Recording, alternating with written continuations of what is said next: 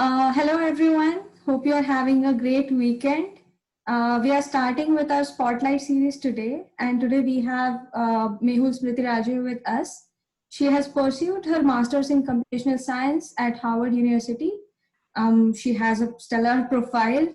She has won prestigious awards like Google Women Techmaker Scholarship, Student of Vision Abie Award, and during her postgraduate studies, she interned at Microsoft Redmond and conducted research at MIT Media Lab. She's working at Google today, and she's here to share her thoughts with us on different things and her experiences. So, welcome, Mehul. Hi, Aarti. Thank you for inviting me to the Indian Women in Computing Spotlight series uh, and for giving that wonderful introduction as well.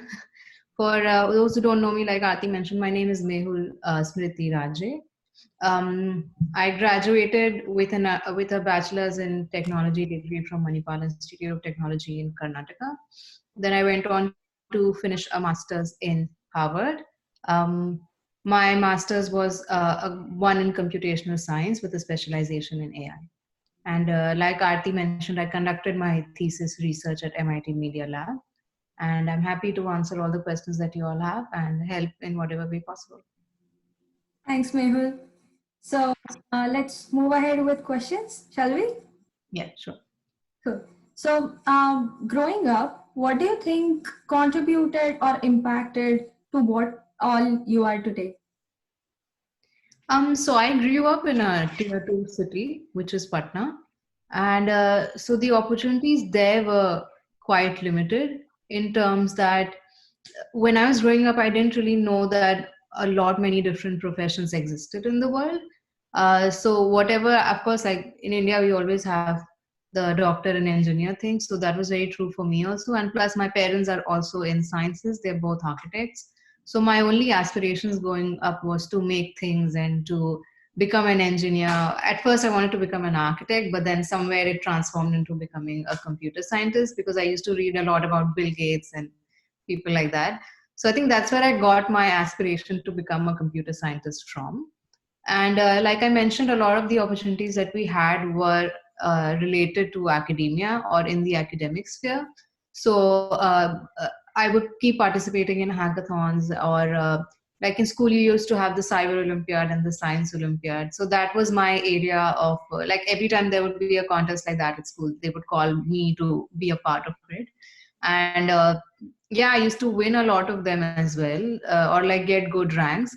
So I knew that I just didn't have an interest, but I also had like some kind of a knack for it, that I could pursue it as a profession.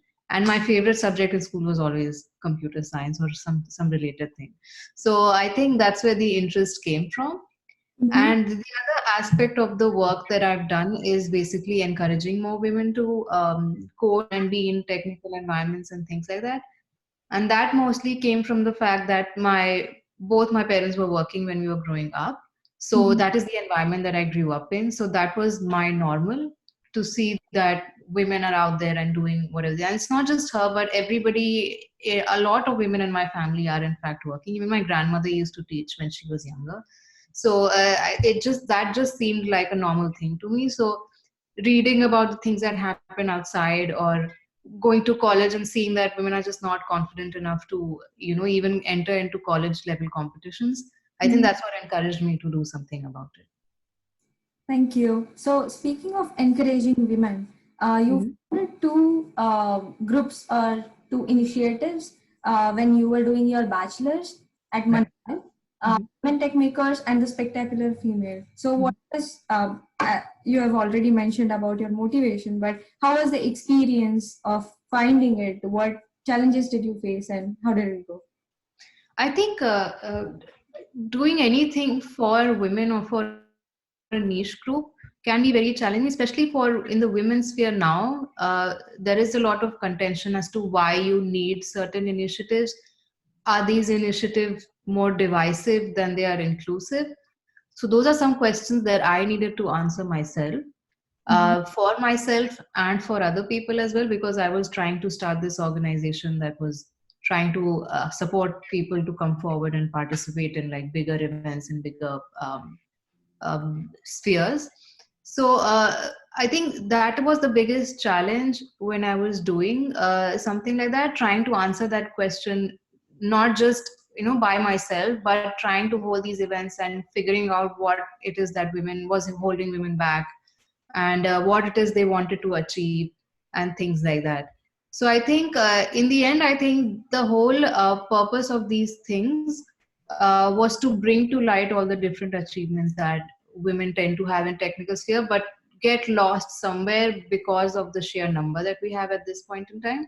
Mm-hmm. And even in our college, the ratio was we had 10 women in a class of 60 boys, and the entire batch strength was maybe like 40 women or something, and the whole batch strength would be maybe 240 people or something like that.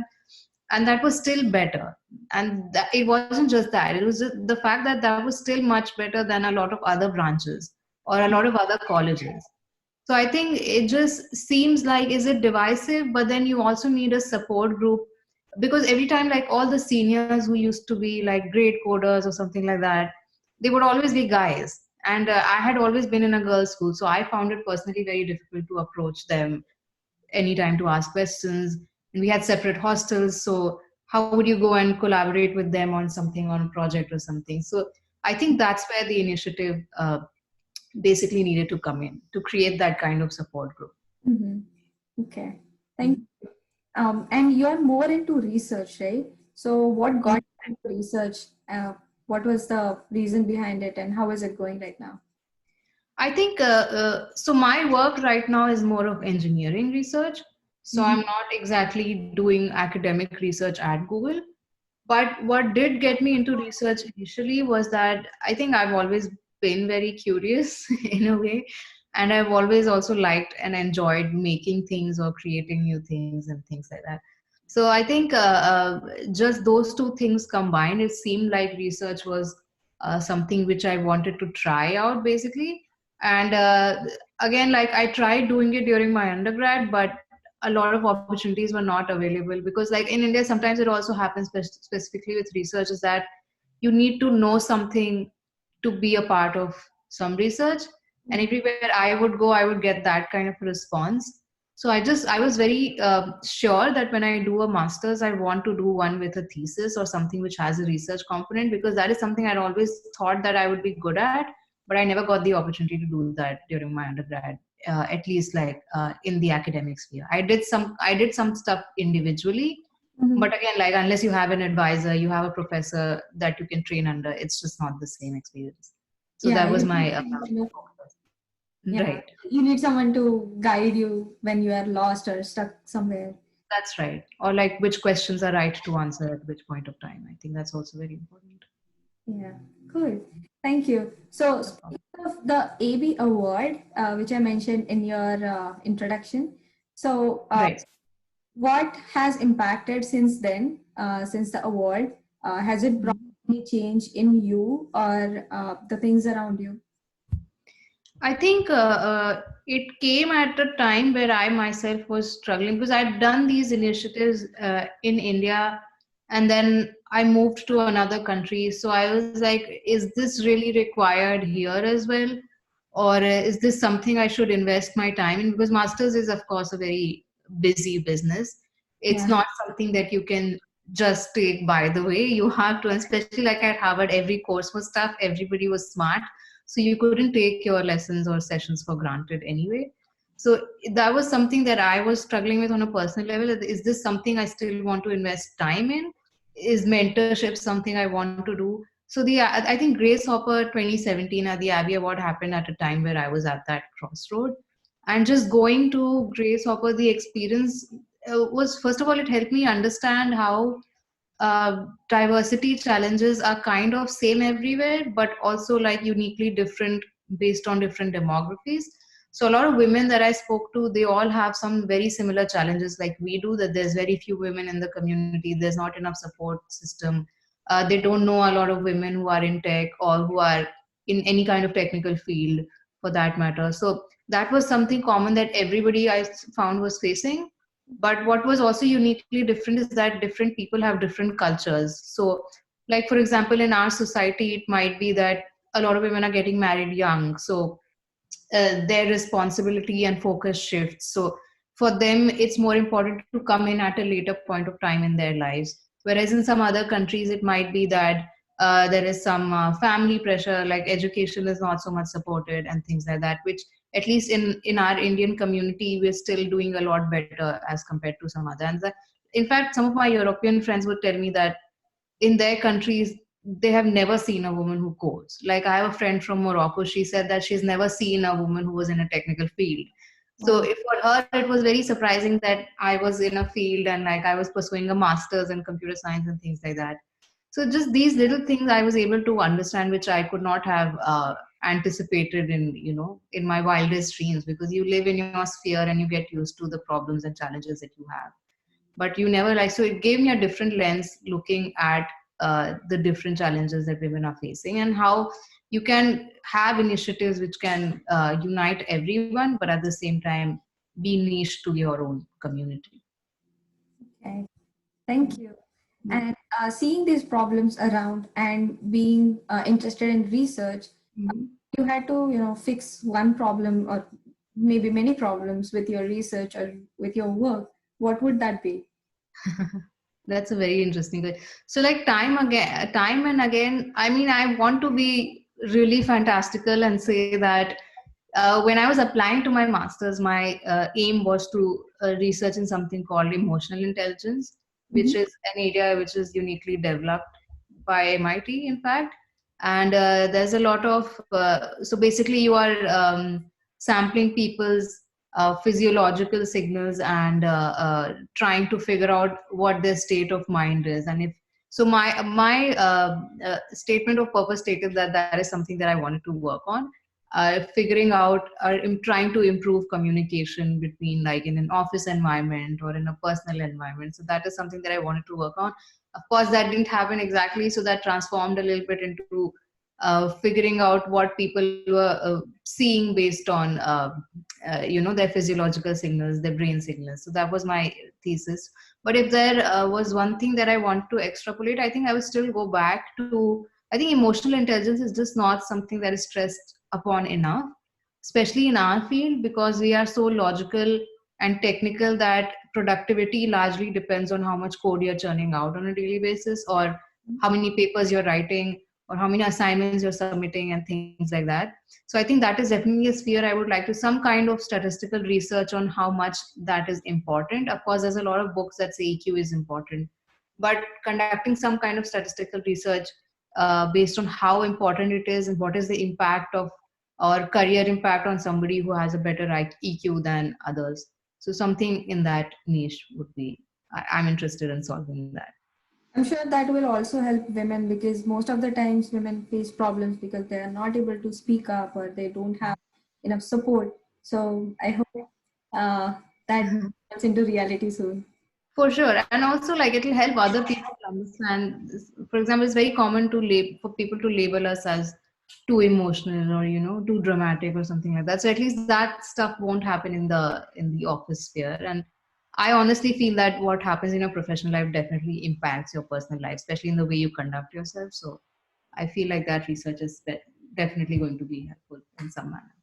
Yeah, in last Grace Hopper, I attended this event that was by Amy, and what she talked about is women are called too emotional or too aggressive, and Yeah. how to handle it positively. And it was amazing. It was my most favorite session of all. Oh, that's cool. And since you mentioned that too aggressive thing, one of my friends has mentioned this, and it is very interesting. Bossy word is Mhm. always associated with women. You will never see anyone calling a male boss bossy, but Yeah. always see women associated with that term. So yeah, I think it's really needed, and people like you can fix this problem. We can help you. Thank you. Think that we can. I will connect with you offline and get a gist of what the session that you're talking about said. Oh, sure, sure. I also have a recording. I'll Oh, share. that's one. Okay, yeah, for sure. Yeah, good. Thank you. So let's move on to the next question. So right now the time is difficult for all of us, not just the people who have babies, but also Mhm. who are independent, bachelors or single. they also have their own challenges. So Yeah. are you facing any challenges in these times? How do you keep yourself motivated through these times? For sure. I think when the pandemic began, I was like, I had a bit of traveling to do. So I was in the middle of a travel. And so I had to rush back. And that experience itself was very panic inducing. So, like everybody else, I was in the beginning, especially, I was feeling very panicky, uh, very afraid to even leave my apartment and things like that. So, I think what helped me was just trying to find a routine. So something that my parents and I are now doing is that we connect on Skype every day, and we're trying to do some like breathing exercises and things like that. So that's giving us, because they are also working from home. So it's giving us a time to connect, but also like have some kind of a structure during the day that you can do whatever you want, but this is the time that you have to keep free, to spend doing this particular exercise, which I think is really effective. Like whoever says yoga and all is effective is right. I agree with them. But also I think the other thing that helped me was just realizing that it's difficult for everybody, and it's okay to not be like super productive, or not have learned a new language, or not have learned a new some new skill or something. I think that's perfectly fine. For me personally, I think even learning to cook new things, because I'm not used to cooking every day. I've never cooked every day in my life. So just cooking 3 meals every day, or like cleaning the house all the time.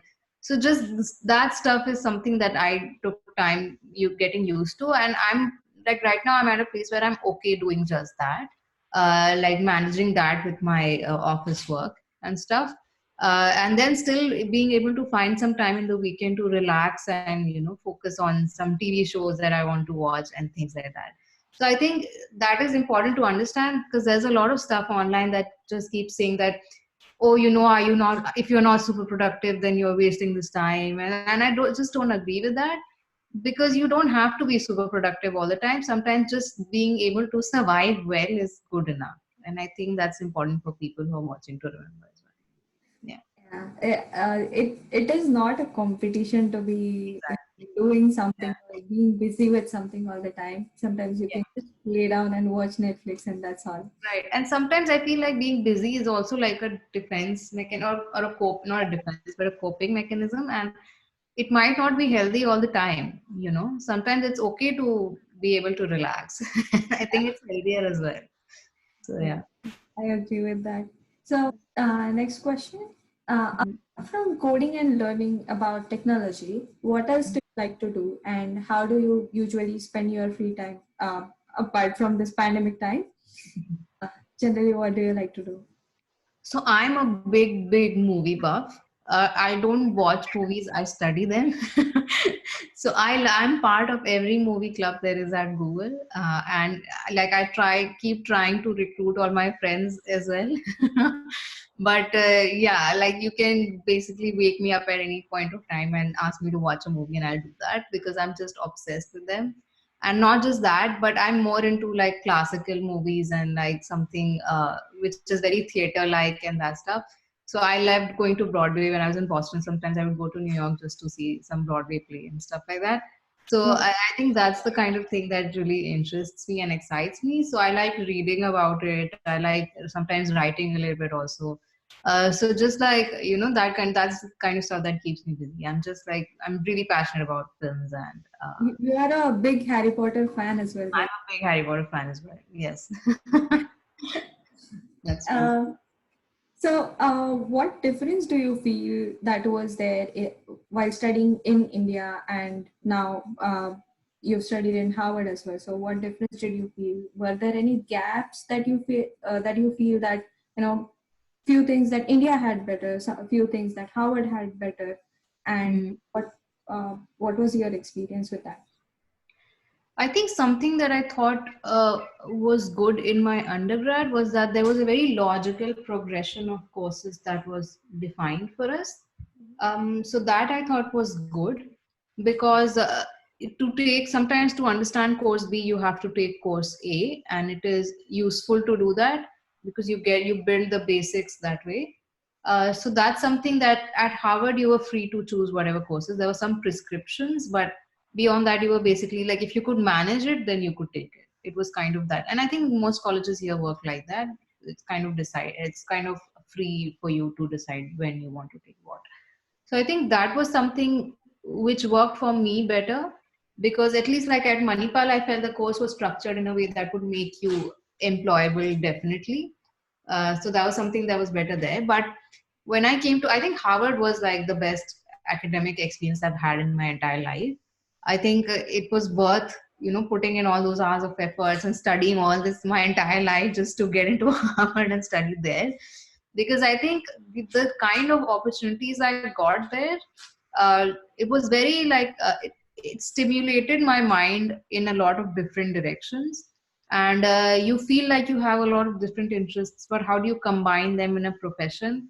And I feel like just being there gave me enough exposure to talks and people who were working in so many different fields that I didn't even know existed. So from that perspective and the kind of research that was going on was just, of course it's top notch, but also it was so varied and it was so personal to a lot of people. Like I mentioned, the emotional intelligence project that I would love to do. Mhm. I think a lot of people there were actually writing their PhDs about things that were very specific to their situation, their culture. So I think that encouragement and that freedom to pursue whatever you want is just it's quite stimulating for anybody who's academically oriented. Yeah. Thank you.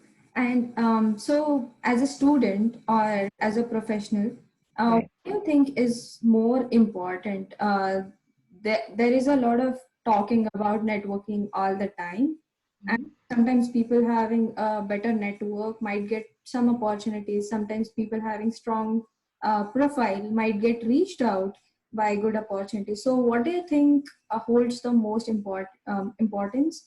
And what would you suggest on top of that? Mm. I think the most important thing is for you to know what you're studying. Personally, that's what I think.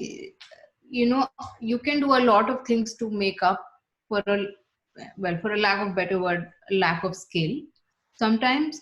Uh, but skill is something that I like. If I was on the hiring committee, that is something that I would look at first. How skilled you are, how adaptable you are. Especially like with Google, I feel like how the adaptability that I showed demonstrated in the interview was very important because you don't just need to know how to code in C or how to code in Java. You need to know how to code and you need to know how to pick up new tools very fast. And that only happens if you practice enough. So just like don't just do things which are part of your curriculum. Take up, like especially for students in India, a lot of times you don't have projects as part of your curriculum, or you the only demonstration that is required of you is that you perform well in your tests and things like that. So it's very important to go beyond that and try making that Android app or try making some kind of web app, learn some kind of tool. I think it's just not, it might not be directly helpful in your job hunt, but it is definitely going to be helpful when you are picking up all these different tools. Somebody throws a new tool at you, you're going to pick it up like instantly, just like that, because you know the way How to use programming this? works. So I think that skill is very important, and then of course you can build upon that by networking and reaching out to people. I think that stuff is additional, but Mhm. first and foremost, it's important to get your skill right and to understand where your aptitude lies within even computer science, because even computer science is a very vast field. So understanding within that where you lie, what your interests are, I think that's very important first and Cool. foremost.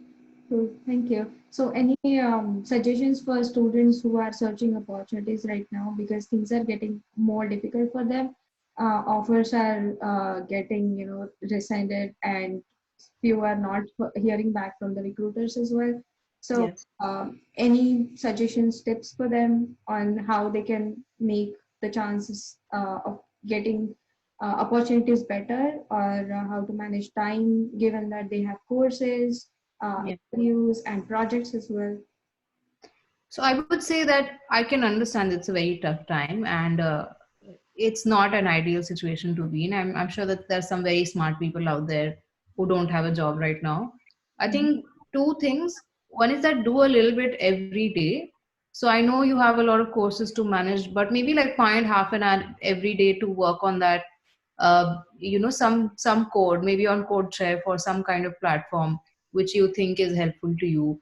Maybe do that, or begin a side project. Maybe it doesn't have to be a week long or a day long. It could be like a 2 month long, and you could do just like a little bit, just so your mind is active and it's not completely focusing on the fact that you don't have a job right now. And the other thing to do is that keep an eye on Twitter and LinkedIn, because a lot of recruiters are actually posting there, saying that they need jobs. And you might find somebody who is actually looking for somebody right now, or who's even hiring, even though there's a lockdown period going on. So things will get better. Don't lose hope, and just keep working on your skill, because once the economy is back up, they will be hiring again. So it's okay. What's important is that you don't forget all the skills that you've acquired all this time, because it's a tough time right now. So that's what I want to say. Thank you. And this is our last question, probably your favorite, about imposter syndrome. Would you like to comment on that? Like suggestions, or how do you get to know about that, first of all? And I think I learned through experience, and I feel like I've always had it, and I just, again, like, it's very important that it's good that you asked how did I find out, because I didn't know for the longest time that I had it. It was only much later when I went to my first grasshopper, which was in 2015 in India. So that was the first time when I even heard this term, that something like this exists. And then I realized, oh wait, I actually feel like this sometimes, uh, so imposter syndrome, for those who don't know, is basically you might have achieved n number of things, but you still feel that uh, you're not doing enough, or you're not good enough. And I think as women we feel like that all the time, because especially because right now in our generation, and I can speak for my culture, is that we are very much like, at least we were raised to believe that okay, you can have a career and stuff like that, but at the same time you have to take care of the family, you have to do this and all that. So juggling that can be very tough a lot of times, Mhm. and that's what makes you feel like you are not performing adequately on all fronts. And again, like, I want to say that everybody is going through it. Most women, I'm sure if you look at women in your own house, they are also facing the same thing. So but it's important, when once you put a term to it, you can always like Google and figure out what is happening, how can I fix this, how can I deal with it. So I think the way to deal with it is something, I always like to say this anecdote, is that there was one friend at Harvard who's in psychology, and what she would do is that I would be feeling really low and just lock myself in my room, I have to study, I have to get this done. And she would just knock on my door and pull me out and say, no, you come sit in the common area, we'll talk. And just that, 15 minutes and half an hour of talk just with other women, I think that just helped boost my morale a lot better, and learn that everybody was going through the same phase, and it was okay. Things were going to get better. I was going to graduate. My thesis research was going to get over. So just like, I feel like the best way to manage that is to connect with other women who are in the same phase, doing difficult things as well. I think that can just help you share ideas how individually we are all learning to manage that stuff. Okay, cool. Thank you. That's it for today. Thank you for connecting with us and sharing your thoughts with us. Thanks for having me. Thank you, and wish you all the best for your future endeavors. Likewise. Aarti, Yeah, we have a few questions for Mehul from our viewers. yeah. So we'll be sharing with them with her offline, and we'll be getting answers for it, and we'll having them posted soon. Okay, thank you, Mehul. So Thank you. thank you, Shubda. Thank you, Mehul, and have a good weekend. Bye bye. Thank you. You too. Bye bye.